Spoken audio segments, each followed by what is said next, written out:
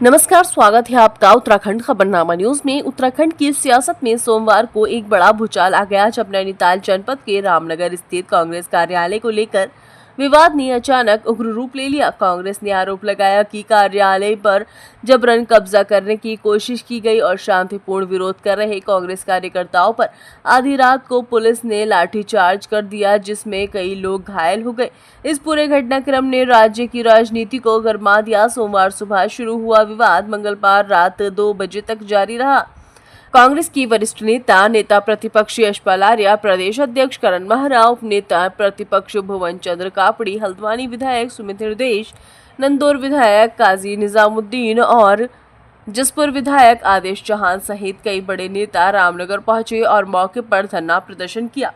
वहीं ब्लॉक प्रमुख और पूर्व विधायक रंजीत सिंह रावत के पुत्र विक्रम रावत ने मीडिया से बात करते हुए कहा कि एक व्यक्ति से हल्की झड़प के बाद पुलिस मौके की तलाश में थी। उन्होंने आरोप लगाया कि पुलिस पहले से ही कांग्रेस कार्यकर्ताओं पर हमला करने की रणनीति के साथ तैयार बैठी थी। उन्होंने कहा कि जैसे ही उन्हें मौका मिला, पुलिस ने गुंडों की तरह हमला किया और जो सामने आया उसे लाठियों से पीटा गया। विक्रम रावत ने दावा किया कि वे अपने भाई के साथ एक तरफ खड़े थे, लेकिन उन पर भी लाठियां बरसाई गई, जिससे वे घायल हो गए।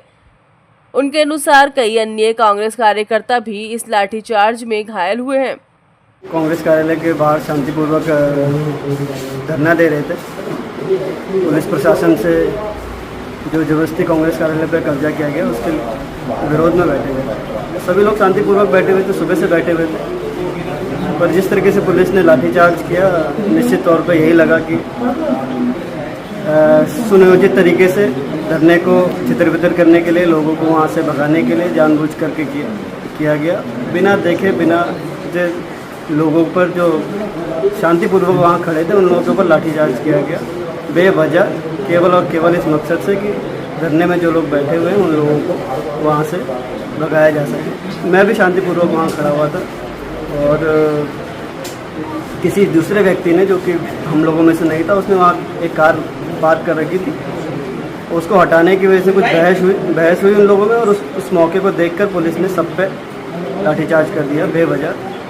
और उस में मुझे भी लगी और साथियों को भी बहुत चोट आई है। देशबंधु रावत जी को बहुत सारी चोटें आई हैं, उनका हाथ में शायद फ्रैक्चर भी है और ऐसे और लोगों को भी चोटें आई हैं।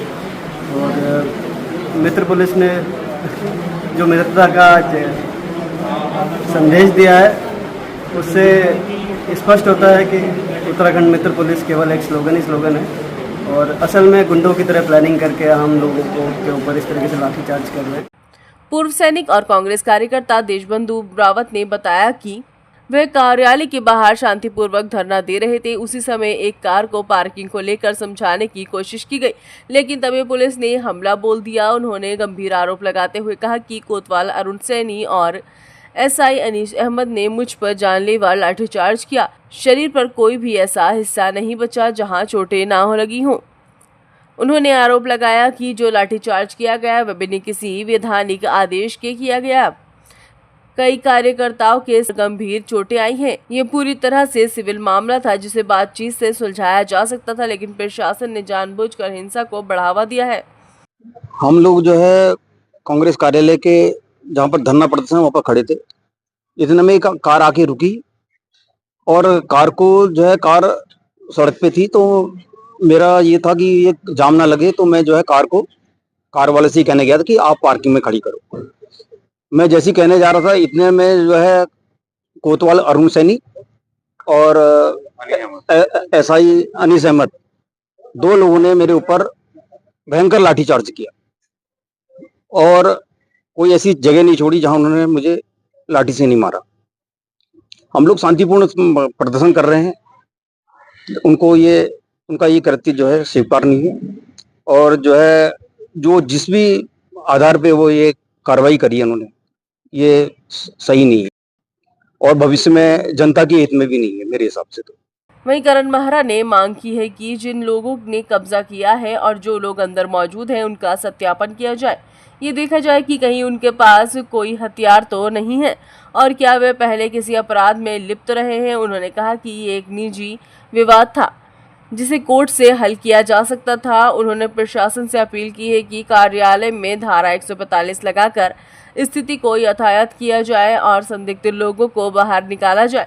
साथ ही चेतावनी दी है कि जब तक कांग्रेस की मांगें पूरी नहीं होती, पार्टी कार्यकर्ता धरने से नहीं हटेंगे। कांग्रेस ने इस पूरे मामले को लोकतंत्र पर हमला करार दिया है और इसे आगामी चुनाव में बड़ा मुद्दा बनाने का संकेत भी दे दिया है। सोशल मीडिया से लेकर जमीन तक पार्टी कार्यकर्ता इस घटना के विरोध में एकजुट होते हुए दिखाई दे रहे हैं। देखिए, लगातार बीजेपी ऐसे उदाहरण पेश करे जिससे आगे का माहौल खराब हो।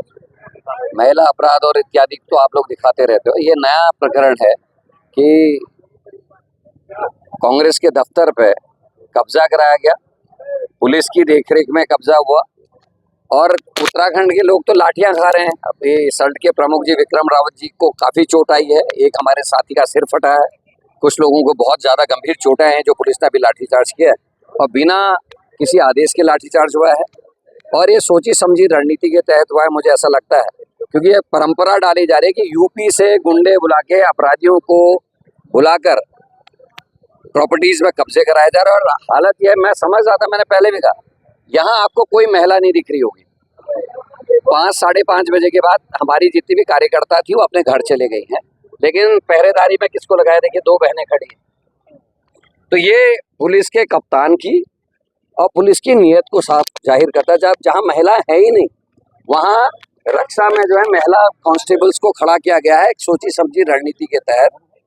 और ये दर्शाता है कि किस तरीके से आपराधिक इस्तेमाल प्रशासन पुलिस का कर रहा है। सिविल का केस है, इसमें पुलिस का कोई लेना देना नहीं है। और जिस तरीके से लाठीचार्ज किया, भाई जिसकी गाड़ी खड़ी थी उसको पकड़ के ले जाते, या 2 ही लोग तो होंगे गाड़ी में, लेकिन जिस तरीके से पूरे कार्यकर्ताओं की पिटाई करी गई है वो दिखाता है कि इसमें बड़े लोग सम्मिलित हैं। और जो इस प्रॉपर्टी को अपना बताता है उसके कैसे लोगों से संबंध है, वो किस तरीके का आदमी है, ये सारे जग जाहिर है, इसको बताने की मुझे ज़रूरत नहीं है।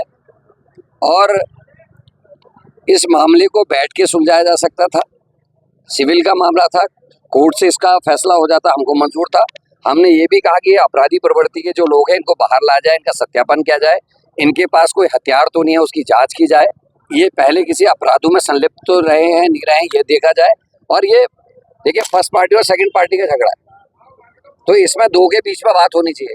लेकिन ये जो बाहर से अंदर बैठाए हैं यूपी से लाके, इनका तो कोई ना ये उसके रिश्तेदार हैं ना उसके रिश्तेदार हैं, तो ये कौन लोग हैं जिनको अंदर हथियारों के संग बैठाया गया और पुलिस उनकी मदद कर रही है। अफसोस है कि मर्द तो बाहर खड़े हैं, लेकिन महिला कांस्टेबल उनको जरा हटिए भैया, लेकिन वो महिला कांस्टेबल खड़ी कर रखी है पहरेदारी में, ताकि कोई, क्योंकि हमारे पास महिला कार्यकर्ता इस समय नहीं है, कोई भी पुरुष वहां जाके उस दरवाजे खोलने की कोशिश ना करे, इसके लिए महिला कांस्टेबलों की ड्यूटी लगाई है। तो ये सातिर दिमाग, हम तो अभी कुछ देखिए, हम तो केवल अभी विरोध कर सकते हैं। अपनी बात मैंने खुद मुख्यमंत्री से बात की, मैंने विनय शंकर पांडे जी से जो उनका सब कुछ देख रहे हैं उनसे बात की, आईजी से भी मेरी मैसेजिंग हुई है, उनसे बात हुई है। लेकिन जिस तरीके से पुलिस का जो रवैया था वो अफसोसजनक है। जिनके छाती में बिल्ले हैं नाम के, वो तो कुछ नहीं कर रहे हैं, और इसमें आधे लोग ऐसे जिनने अपने बैजेस हटा रखे, वो बदतमीजी कर रहे हैं, लगातार कोशिश कर रहे हैं कि माहौल खराब हो। हमने ये कहा कि 145 का कर दीजिए, प्रशासन अपना ताला लगा ले, कोर्ट से फैसला हो जाएगा, इनको बाहर निकालें और इन जो यथास्थिति थी वो बना दें, प्रशासन अपना ताला लगा दे, हमको कोई दिक्कत नहीं है। लेकिन इस बात को कहे हुए भी 5 बजे से 11 बज गया है, ठीक है। जिन्होंने लाठियां चलाई मैक्सिमम वही थे। अभी जो रंजीत राव जी से बहस कर रहे थे उनकी भी वही हालत थी, जो मुझसे बहस कर रहे थे उनके भी छाती में बहस नहीं है, लेकिन शकल थोड़ा ना भूलेंगे भैया। सरकारें आती हैं और जाती हैं, आपका काम है कानून को व्यवस्थित करना, कानून की देखरेख करना, जो कानून संबद्ध है उसका पालन कराना। पुलिस का काम ये नहीं है कि प्रशासन सरकार के दबाव में जो है किसी की भी पिटाई कर दे।